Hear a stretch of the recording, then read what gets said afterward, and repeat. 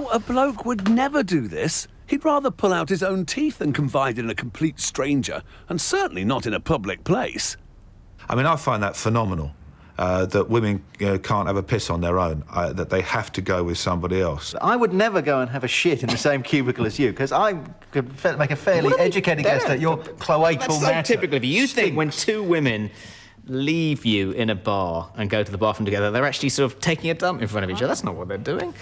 They're having a conversation about, you know, what do you think of grub? And you know full well they've gone in there to discuss whoever it is they're out with or whatever it is they're doing, or the guy they're with they wish they weren't with. The sharing of the lipstick, even though I always tell my daughter not to, because, you know, that's how you get cold sores, but it's that bonding sort of, you know, witchcraft again. It's just standing around another cauldron. It could be a sink, it could be anything, just going, ah. Don't you just kind of chat in this sort of Well, they don't have a outer area urinal. by the sinks? All they have is stools. Yeah, but there's an outer area. I thought they kind of, you know, as they're redoing their makeup and sort of doing their hair, they chat about the men they're with. One of them goes in there and sits down, and the other one does it. They take it in turns. They don't both go into the store. One of them talks while one of them's in there.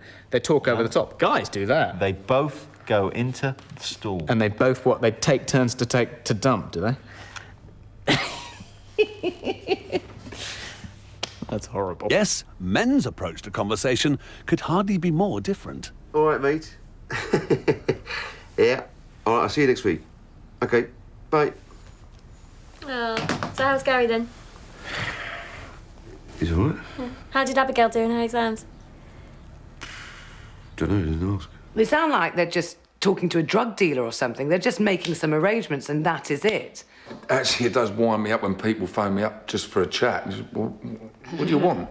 Did they have a nice time in Monaco?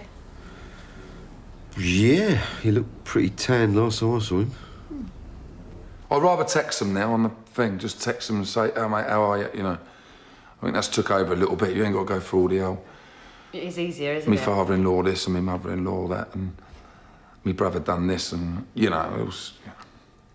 Woman gets on the phone and, you know, you want your glass of wine there and you want your fags there and you want an hour and a half. The thing about women on the telephone, I mean, for my last marriages, I know that my phone bills at home were slightly more than the mortgage.